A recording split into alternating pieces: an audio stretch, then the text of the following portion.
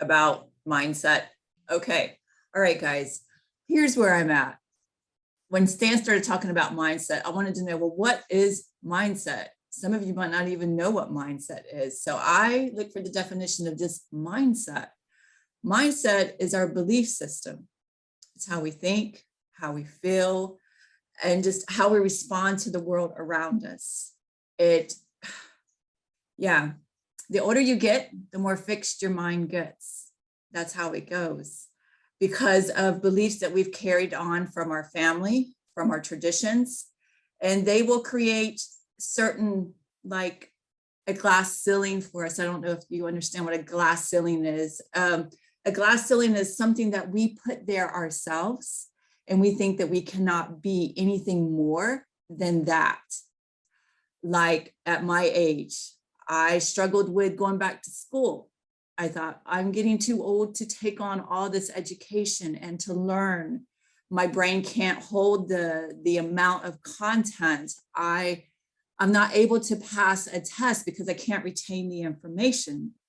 I'm getting up to 60 now. And so, yeah, that was my fixed mindset, that I was unable to learn anymore. So I challenged myself. I went back to school and I sat in a classroom with people that were in their 20s. And here I was, the grandma. And I thought, okay, we're going to put this through the test. We're going to see if we can learn this class and we can pass the exam and make it through. It was a challenge. I pretty much cried every week. Like, there's no way I'm going to be able to keep up with all these young kids. They were kids to me, but they were in their 20s. So I reached out for help. I went to people that were in their 20s. I was like, please tell me I can do this. So they gave me some teaching, some books to look at. And they're like, Angela, you have put this own limitation on yourself. Your brain is very malleable and you can continue to learn all the way until your last breath. So don't think you're too old to learn. So I endured. It was a long session of classes. I kept at it and I kept at it. And I kept learning, and I took extra just type of mentoring classes to help me along the way, because I didn't believe in myself that I could really retain all this information. Well, at the end, we had to sit for our exam to get our certification. The kids that were in the class with me got scared and they didn't want to sit for the exam. I sat for the exam because I really had to prove to myself that I could do this. I passed the exam. And this is an exam a lot of people don't pass. Even PhD level kids don't pass. It's a hard exam, but I wanted to prove to myself that I could do this, and I did it. And because I was able to break through this glass ceiling I set for myself, it opened more doors for me, like, hey, if I can do that, then I can do this over here. So let me go after this now, because this is another fixed mindset mentality that I have on this part of my life. I don't know, just breaking through one glass ceiling and trying to get rid of this fixed mindset I had for myself, it opened doors for other things. Like, I believe in myself now. I can do this. So you have to look at yourself. You have to examine yourself.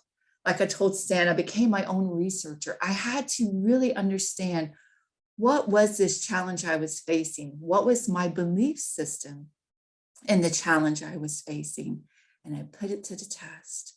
And I discovered I had a fixed mindset in my own education. And if I can do this, y'all can do this. I'm serious. If I can put myself out there, and even though it hurt, and it was a growth process, and it hurts to go through growth processes, because all of this doubt comes in and you're like, I can't do this. I can't do this. And it's just like, girl, do it. Do it. What you've got to show yourself you can do it. And I had a cheering team with me, from Stan, from some of the other mentors I had pulled along with me, like, show me I can still learn. And I did it. And when it came time to sit for the test, I sat for it. I passed it. In fact, I became an honor student of it. I proved to not only me, but all the other classmates, it's your dedication. It's that, I don't even know what to call it, but I passed the exam. I broke through the glass ceiling. And now I'm challenging myself to learn more and more and more. And since that day of passing that exam, I've gone on and sat through many other exams, got many more certificates, because it's like, wait, I am still able to learn. I'm not too old. So yeah, put it to the test. Get rid of the fixed mindsets. But the first thing you got to do is identify it. That's the first thing. And if you find yourself stuck somewhere, start examining it. What is your belief about it?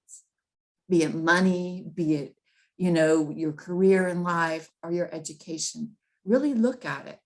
You might discover that you have a belief about it that is holding you back, like I did. So put it to the test. And that's all I got to say. All right, thank you. And you're right. You have to self-examine to be able to identify what is holding us back sometimes. What is our mindset in a particular area? If we don't identify and name that, if we don't self-examine and become our own researchers, we really don't know what it is that's holding us back sometimes, okay? And so we have to do that. I've been guilty of that in my own life. In finances, I'm fairly successful financially, but there's a lot of areas that I'm not as successful as I could have been if I didn't have that fixed mindset. And a fixed mindset is based on fear. Okay, it's based on fear. It's our fear that we believe that we can't do it. Okay, or there's a fear that somebody is going to say no to us when we approach them. Okay, in sales, and this is really big for anybody that's wanting to get us ahead in life, is that you're going to have a lot of people say no to you. Eric, you have done a lot of different things, but I'm sure that you and Simon and David and Conrad have all had a lot of no's, okay? When people say, no, I ain't gonna do it. No, I can't. Yeah, sorry, okay? Can't do that. Lots of no's. But what happens is that you have to understand when you're trying to accomplish something, it's okay if somebody says no. You ask somebody else and then they say no. That's okay. You ask somebody else and they say no. And the next person may say no. But if you stay at it, you're going to find somebody who says, yeah, sure, I'll do that. Okay. And it's that ability to find that person, is that not giving up. That's continuing to believe in yourself, believe in your vision, what your dream is, and the things that will allow you to continue to push forward on that. We had a meeting when I was with Simon and David in Uganda back in 2017. We were going to a lot of schools, and we went to this one school, and I remember that we were talking about our ability to sell ourselves and our own ideas. If you want to accomplish something, okay, we have to sell yourself and your own idea. And so when you're talking to somebody and you want them to do something for you, your conversation with that person can't be me, me, me, me, me, me, me, me, me, me, me. Can't be all about me, okay? It's got to be about you. And how is that person going to benefit? You need to get that person to help you, okay?